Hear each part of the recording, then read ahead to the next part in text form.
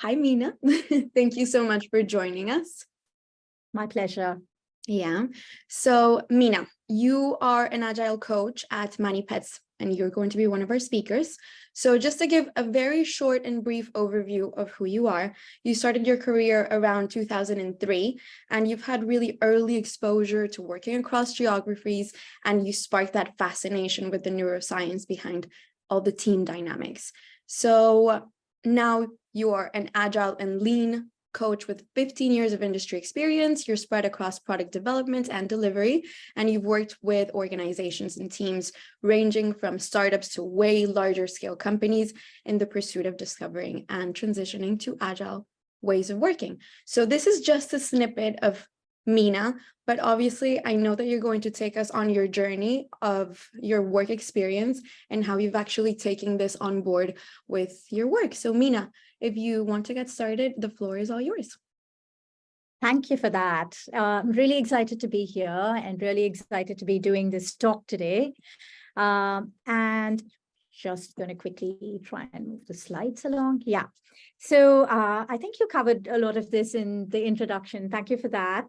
Just wanted to also quickly mention that, I'm a leadership coach as well, because my real passion is coaching people and organizations. And recently I earned a credential from the International Coaching Federation. Apart from work, I'm a sustainability and green advocate. I'm currently researching ways in which I can use my agile skills to sort of solve certain bigger problems.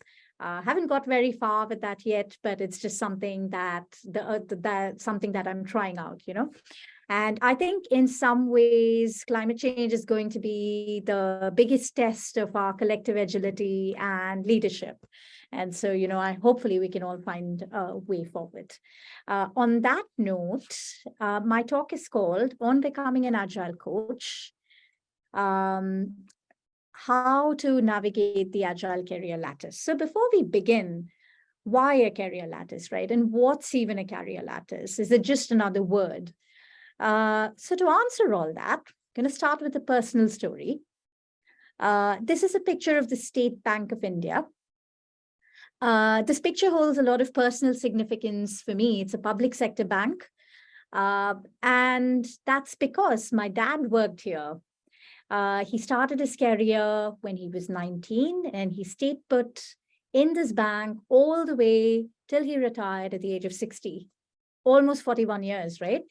And I don't know how it is here, but, from where I came from in India, a generation ago, this was fairly common. People usually stayed put in an organization all their lives, or they switched roles maybe once, which sort of brings us to this idea of a career ladder, right? And when you think about a ladder, what comes to mind? Some sort of climbing, moving up, right? And so that's exactly what it is. A career ladder is a sort of a metaphor. And while researching this talk, I looked up, I wanted to see what the history of this term was. When did it originate? How did it come about? The exact origin is not clear. However, it's said that it originated in the early part of the 20th century when there was a transition. Companies were trying to, or they begun to understand that they needed to provide employees some sort of path, some sort of way forward as a retention mechanism, to keep them motivated. And that's how career ladders were born. But with a ladder, the only way is up. So it's in a hierarchical organization, typically, you can move up, or you can stay put, you can stay in the same rung. And with every level, you get a little bit more senior, you get some additional responsibility, and growth is largely reflected by the title that you own, right? Like you just keep going up and up and up. Now, all of this is fine. There's nothing wrong with ladders. I think as long as they're leaning against the right walls, there's nothing wrong with them at all.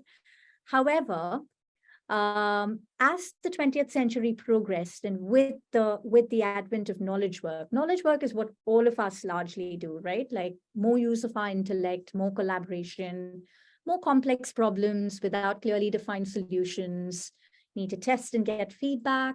So with the advent of knowledge work, this idea of a career ladder started causing a little bit of friction in how people were growing and viewing themselves.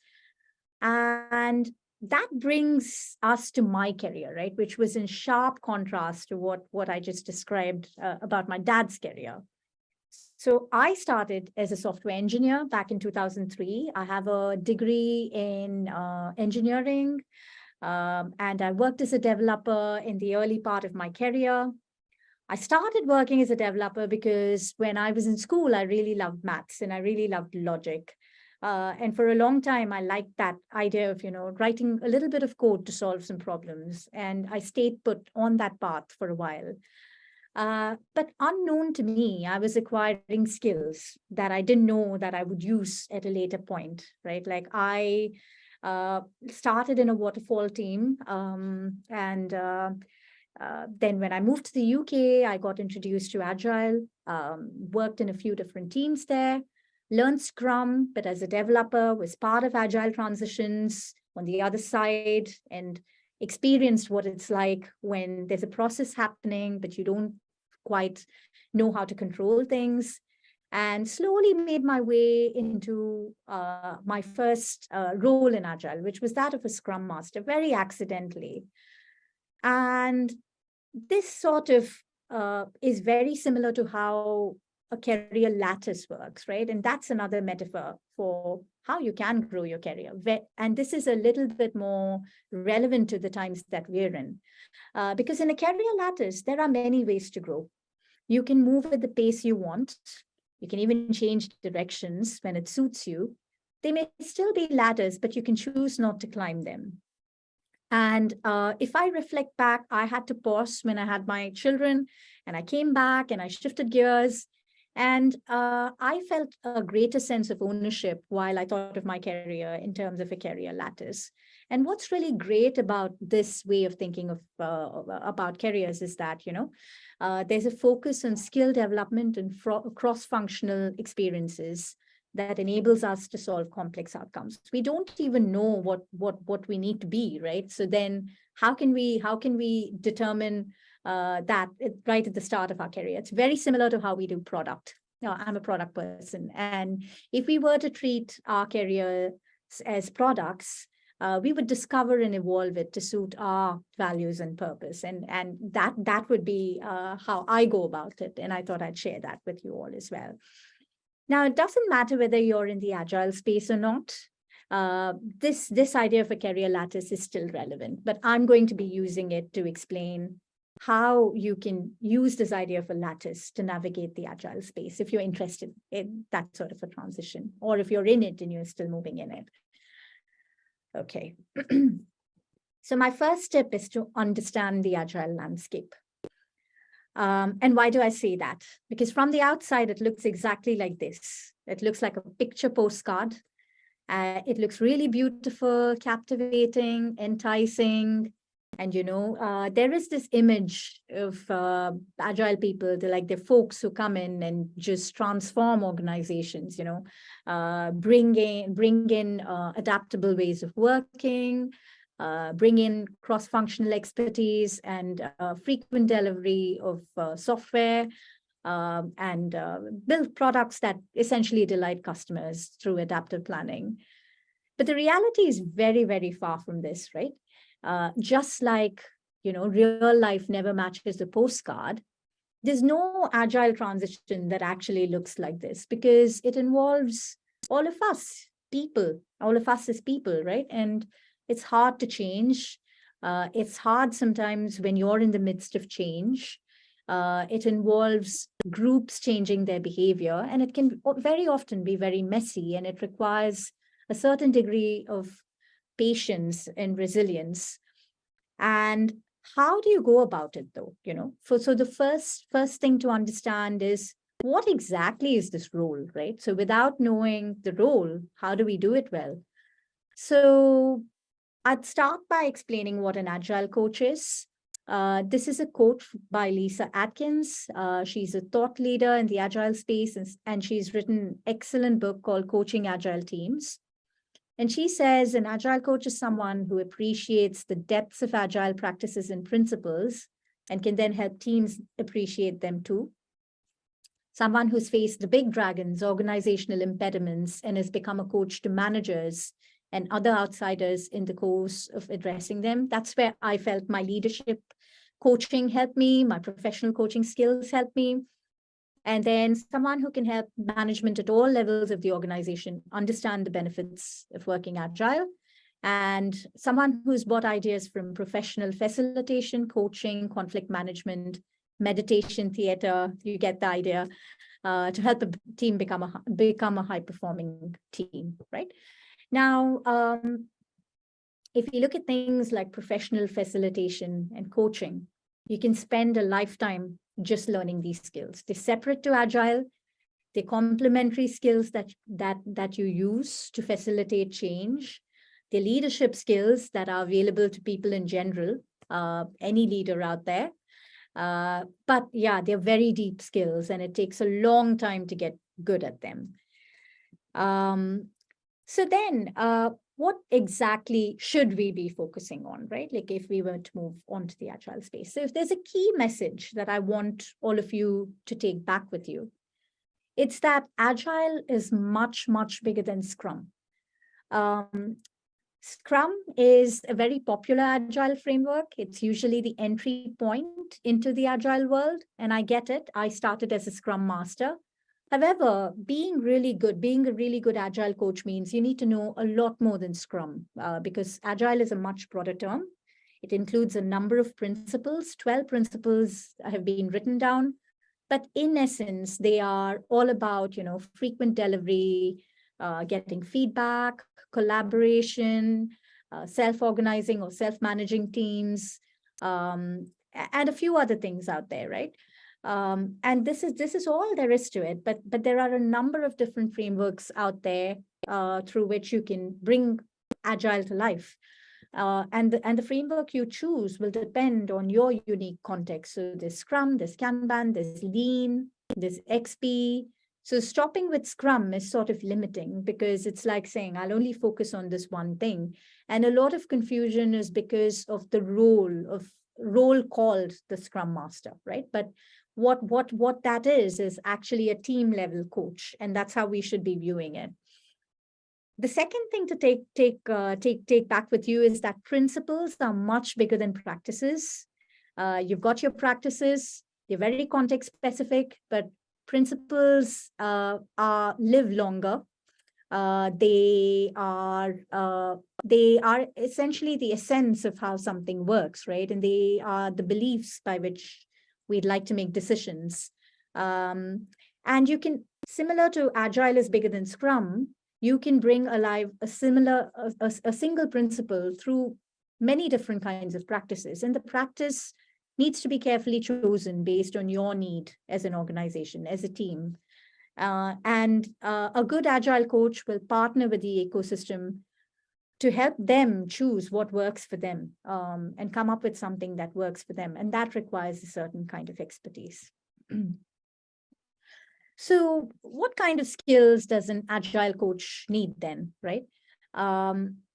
There's a competency model that was developed by Lisa Atkins and Michael Spade called the X-Wing model. This model was quite ahead of its time, because it sort of called out the need for complementary skills to the core knowledge areas, right? And the core knowledge areas is knowledge around Lean and Agile. But you can't just have that. You need to have other ways to facilitate change. And this model called out that you need to be able to teach, mentor, coach, and facilitate. And all of these are skills that take a long time to develop, as I was saying before. In fact, professional coaching has, multiple levels, and people take years getting to the highest level, and they have to renew their credential through a rigorous process, demonstrate that they've coached for a certain number of hours, and, they've been mentored by more senior mentor coaches. So it's quite rigorous. But having a good balance of what's outlined in this X-Wing model gives an Agile coach that flexibility and that resilience that's needed to navigate change and to help an organization navigate change. What happened though was that this model started causing a little bit of confusion because it was so broad in how it explained things. So the Agile community came up with this Agile coaching growth wheel.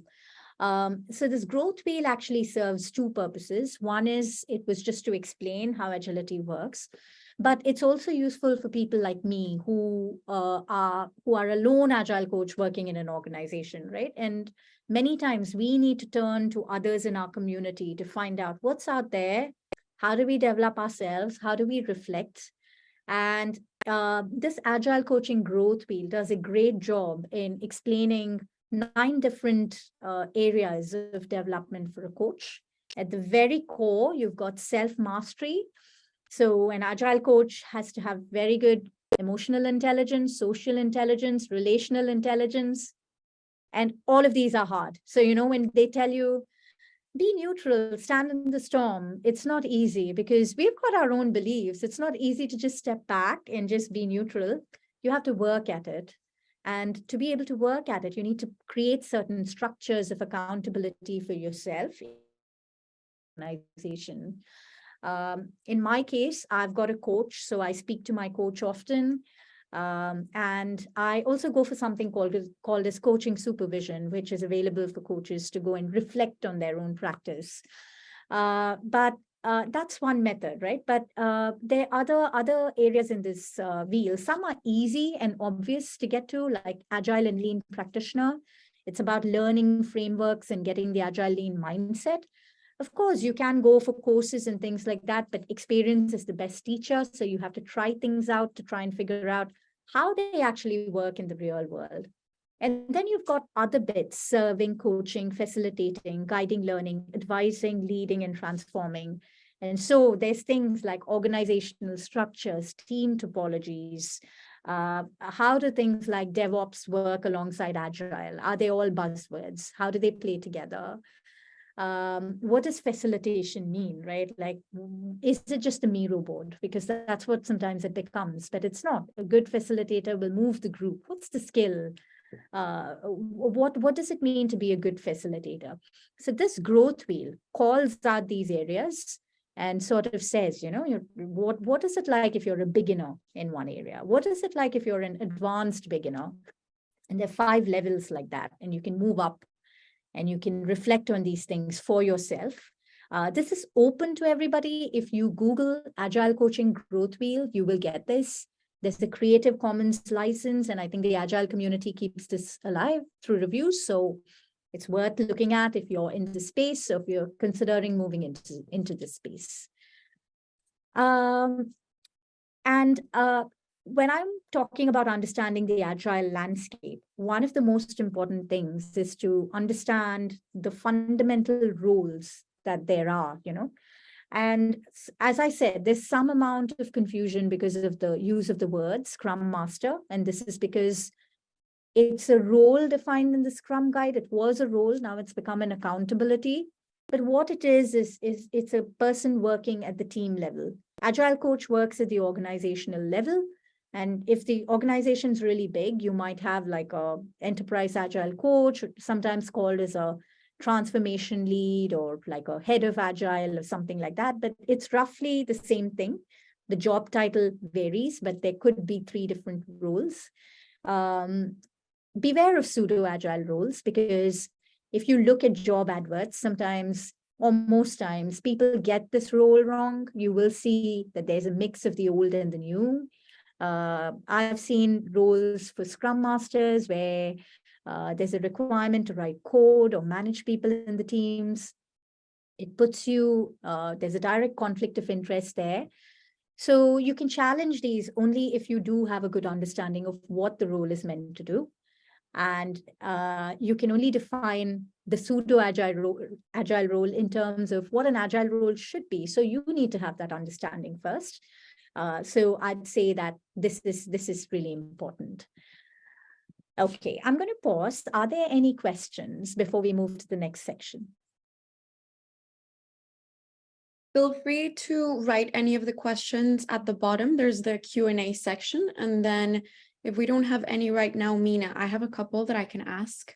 further on. But for now, everyone that's participating, feel free to just drop them into the Q&A box at the bottom of your Zoom panel and control.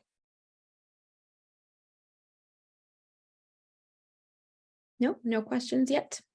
Okay, all right, let's move ahead then. The second tip I have is to take charge of your own learning and growth and own your moves through the career lattice. Now, why do I say this? I think early on in my career, I had this tendency, if I reflect back, to be dependent on my organization to provide me with a learning budget or a training plan. Or I would count on people to tell me to go get trained, right? And then I realized as I moved up and as I started reflecting on things that, I can make some of these choices myself.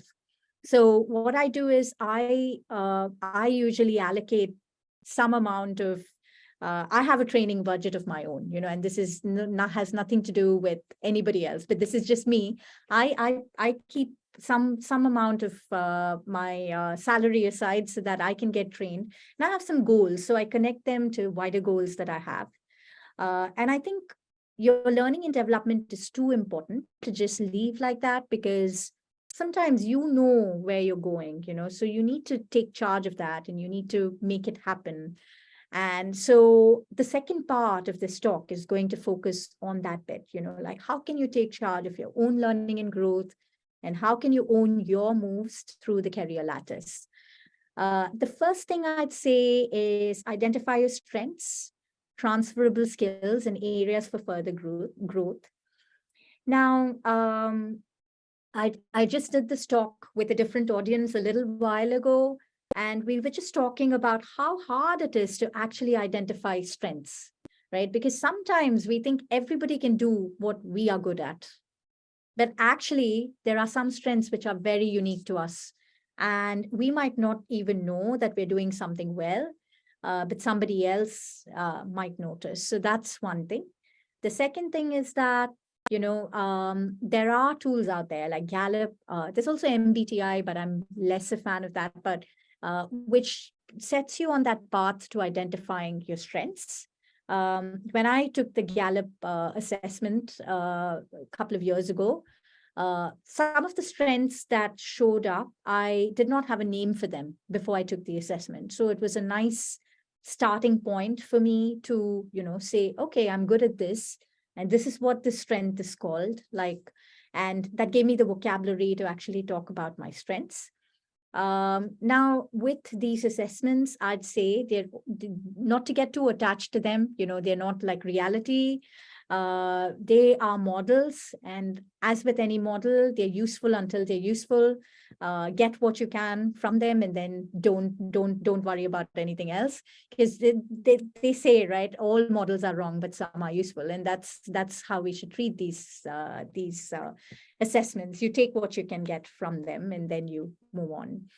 Now, the other bit I wanted to talk about was transferable skills, right? A lot of times I get asked this question, how do I move into the Agile space? So how do I get the first break as a Scrum Master? And I always think, sometimes we are already acquiring skills, but we don't know we are. Like in my case, being a developer helped me understand how the development process works. So when I coach teams, I get that credibility from saying, I've been here and I've done that. Using Scrum, again, helped me learn about Scrum, about the practices of Scrum. So though I didn't Scrum master at that point in time, I knew how Scrum worked. So these are transferable skills, right? So just do an inventory of skills, write down everything and say, okay, these are things that are there. Maybe these are the gaps, but I can do with some of these, and I can try and see what opens up for me. There might be internal opportunities within your companies that you could explore, or within your teams that you could just test the waters out, because you don't know if you might like something or not. So, you can try those out and you can see. Is there a question? I think there's a question. Should we go to that, or shall I go ahead? There is a question. It's also, it's two questions actually. Do you want me to go ahead and read it? We can do that. Amazing. Okay. So they're congratulating you on your presentation. And then they're asking, how do you recommend avoiding the agile ideological conflicts to get beyond these framework arguments that arise? That's the first one.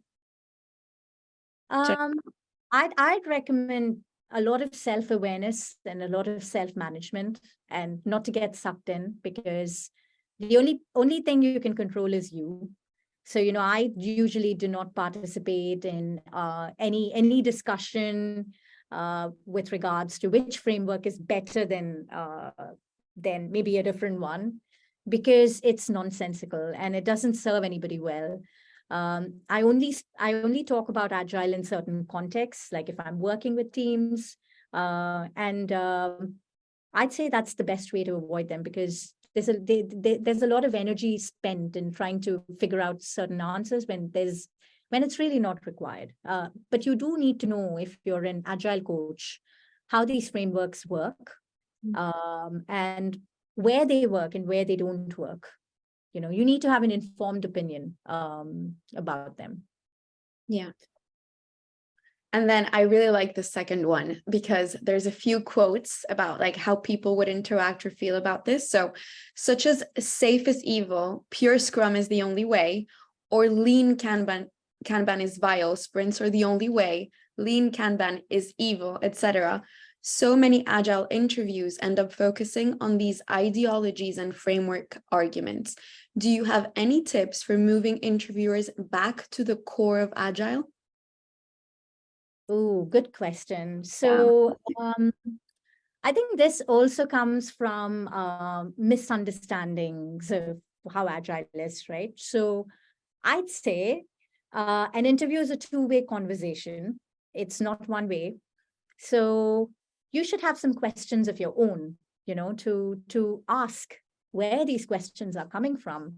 And one part of assessing if an organization is coachable is having these conversations, right? If somebody shuts the door and says, no, we don't want to talk about this, then there's a good chance that you're not going to be able to coach that organization very well.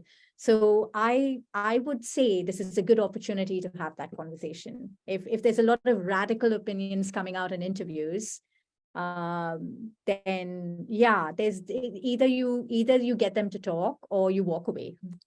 So yeah. The radical way also. Yeah. Okay. Yeah, I guess that any tips in terms of like moving interviewers back to the core of Agile, especially considering that this is the main focus of this conversation also. So thank you for that, Meena. No more questions for now, but feel free to drop any additional ones through the Q&A section in your Zoom link. Great. Okay. All right. Now the second tip is to embrace a growth mindset. Growth mindset is a buzzword now. So everybody thinks they have a growth mindset or think they know what it means. It comes from Carol Dweck and her work on growth mindset and fixed mindset. And she's written a really good book that I recommend reading if you want to know more on the topic. However, she also highlights some very interesting things about the growth mindset, right? So growth mindset, people who have a growth mindset believe that their talents can be developed through hard work, not just hard work, also good strategies and input from others, which is largely feedback. But a growth mindset is not the same as just having a positive attitude at work, right? That just means you're a very nice person and you're a lovely colleague, but that does not mean that you have a growth mindset. And she talks a little bit about this thing called as a mindset paradox. That is the biggest thing that gets in the way of people growing is the fear of failure. And so, and then your own identity, right? Like if you believe I'm intelligent, you will do things to preserve that belief. So you will not take risks, right? Or if people believe they're very good at a certain skill, they might not try a different skill because again, there's a risk there of them looking not as smart as they were when they were the expert in a certain area. Now, this is particularly relevant for people making a transition from being from any other space to the Agile space, because Agile coaches in general are enablers. They don't do. They enable and facilitate others to do. And I remember this was a really hard part for me when I made the transition, because I used to say, like, what am I really doing? What's my contribution? And there are these triggers, right? Like, there are triggers. Everybody's got a mix of growth mindset and fixed mindset, but there are triggers that can force you to go back into the fixed mindset. And you need to be careful about those. Because once you feel like that, like, oh my God, I'm failing. What am I doing here? You're going to slip. So, so you need to really take care of yourself. You need to build a community around yourself, be kind to yourself, and give yourself permission to fail, because nobody knows everything about everything. We saw that growth wheel. There's a lot of things in there, and you can't get them all right at once, right? So you need to give yourself time to cultivate these skills and pace yourself. So this is something to bear in mind. Embrace a growth mindset. Very important if you're making a transition. And set some clear goals. Whole science behind goals. Goals are really great. They give you a sense of direction, and you can travel in that direction. They motivate people, and they can be related to anything, like acquiring new skills, expanding knowledge in a specific area, or just gaining expertise. And we thought about the lattice, right? So look at the growth wheel and then look at what it means in terms of a lattice. Can you move? Can you make some horizontal, vertical moves? Is there maybe a team next door that you can go shadow? Just look around you and see what you can do, what's available to you there. And then there's identify learning opportunities. Now, the eagle-eyed amongst you will notice that I have not mentioned any certifications, and there's a reason for that. Certifications in Agile, there's a sea of Agile certifications, right? You could drown in them, and it's really hard to know which ones are good and which ones are not. I have nothing against certifications. I think they show commitment to learning. However, if you are going after a certification, do some research, go on LinkedIn. The things I do is I check if the trainer has any Agile experience, because sadly, there are people out there who are not really practitioners, but they teach. So how can somebody teach you something that they're not doing themselves? So you need to do your own due diligence and your own research to find out if the money you're paying for the certification is worthwhile, right? And even after that, that's the entry point. Don't get attached to that. Practice, practice, practice, and get that experience and reflect on what you've learned so that you can tie up, the theory and what really works. And that's what deepens your skills. And that's what makes you stand out as an Agile practitioner. There's some other ones here, reading books and articles. There are a lot of reading lists out there for Agile folk. You can go in Google and you'll find some. If you can't, you can connect with me on LinkedIn and I can send you some.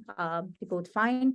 There's attend conferences like this and workshops. There's lots out there. There's lots of different ways to learn.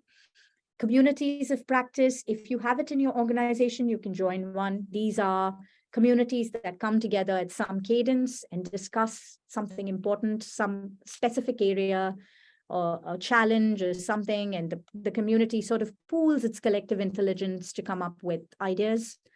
Talk to others in the Agile community, stay curious, sign up for meetups. But my favorite ones are look for mentors and get a coach. Now, early in my career, I didn't have mentors. I started discovering them at a later stage, and I think they make a world of difference.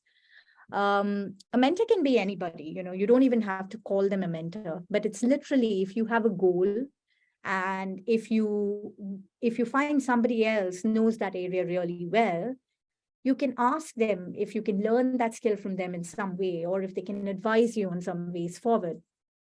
And that's what the mentor does, right? There are formal mentoring platforms. I know of a few. I know some that are specific to women, and they pair mentors and mentees for a period of time. Those ones are great as well. But yeah, there's many different ways to find mentors. I got a mentor. My first mentor helped me with public speaking. It was like a conference that paired more experienced speakers with speakers who wanted to get started. And that was my first experience of it. Had a great time. And now I do both sides. I've tried to pay forward by being a mentor myself. So yeah, getting a mentor is great. And my favorite of all of these is get a coach. So when I made the shift into the agile space, I wish I had a coach, because there was a lot that I struggled with, a lot of things that I discovered, a lot of things that I had to persist and take the long road to find a solution to. But later, when I discovered coaching, now that I'm a coach, I get coached frequently as well. It's made a world of difference, because I can take anything that I'm stuck on to my coach and think through the problem with them. And it includes things like, how do I coach people who are more senior than me? And then how do I navigate conflict in a team that's not getting out of the loop of it? Sometimes it can feel draining. Many other things, right? Small things like, how do I maybe get better work-life balance? So anything, how do I get more flexibility in certain areas that I see? So you can work with a coach on pretty much anything that you want to. It doesn't have to be agile, but what's beautiful about it is that it gives you clarity in your own thinking, and it helps you see paths that you have never explored before. And, if you want to be a coach to people who report to you, they say you can't be a good coach unless you're also coached, because it requires a certain humility to be able to be coached as well. So, yeah, so there's two sides to it. And we're almost at the end. The final thing I'd say is look for opportunities, experiment and find what works for you, practice, ask for feedback. You can learn a lot about yourself by proactively asking for feedback. And you should make it possible for people to give you feedback, because we all have blind spots. So that's something very important. And finally, have a lot of fun, enjoy the journey, and don't take yourself too seriously, because we all make mistakes, we will fail. And if we go in trying to avert every disaster, we will not learn. So yeah, have a lot of fun and enjoy your journey and make it yours. And that brings us to the end of the talk. Meena, thank you so much. Great. This was a presentation on becoming an Agile coach, how to navigate the Agile career lattice by Meena Venkataram. Thank you so much. Before we jump off, considering that we still have about 5 minutes before we go into the next chat, I was wondering, because you mentioned something specific about how to balance that personal and professional life. I feel like sometimes in the world of remote and hybrid, these can complement each other, but sometimes it's very difficult to just divide it. Do you have any tips for that? I don't have, I think a lot of it depends on people. So the tips I have are from my own life, and I'm happy to share them. I have a very strict work schedule, as in I log in at a certain time and I log off at a certain time. So my brain's gotten used to that. And I only work from one room in my house, so that, it feels like there's a separation between the home and the office. And I put everything on my calendar so that I get a sense of time, including my school drops and pickups. And so that helps me keep the balance. I'm also fortunate that I work in a very flexible company and my colleagues are very nice. But I think that matters. So I've actively started thinking about these things as benefits. So when I said career lattice, I literally mean that when we think of advancement, we think in terms of promotions, but it could also just be improving the quality of your life. And you can ask for it, I would like this, and you will get it if you ask for it. So, yeah. Would you say that that's one of the benefits of an agile career lattice? Or what other benefits would you see of being within that? The other benefits are generally it's yours to make the way you see, right? There's no right or wrong there. And I think the biggest departure for me is from the old idea of having to climb all the time, because that can make my legs really tired, right? Sometimes I don't want to climb. Yeah. So that's what it is for me. Love it. Well, we have a question from Rebecca Townsend, and she's saying, I was talking to a Scrum Master last week. We were commenting on how we have come to realize that in our role, there is more self-management than we ever thought we'd need. You have mentioned self-awareness. Do you think this is one of the key skills for an Agile coach or any sort of coach? Definitely. I think that's a great question. I definitely think self-awareness and self-management are extremely important because it's our own beliefs that always come up when we see something. Like, for instance, I'll give you an example. My kids were having breakfast one day and they were having an argument, and I said something, and it was exactly the same thing that my parents used to say to me, and I sort of caught myself in it, right? In that moment. But that's what actually happens. Like, even in teams, sometimes if we find ourselves having strong views on something, I think as Agile coaches and Scrum Masters, it's good to check where that belief is coming from and if that belief is serving us in the moment. Is it serving the team? Is it about us or is it about them? Like, are we making things about us? If we're making things about us, then we need to step back. It's very hard. I say it like it's easy, but it's not. It's hard. It's the hardest part of the role. So that's a great question. Amazing. Well, I guess that leads us to the end of your presentation. I appreciate you joining us, giving us so much insight, and thank you so much.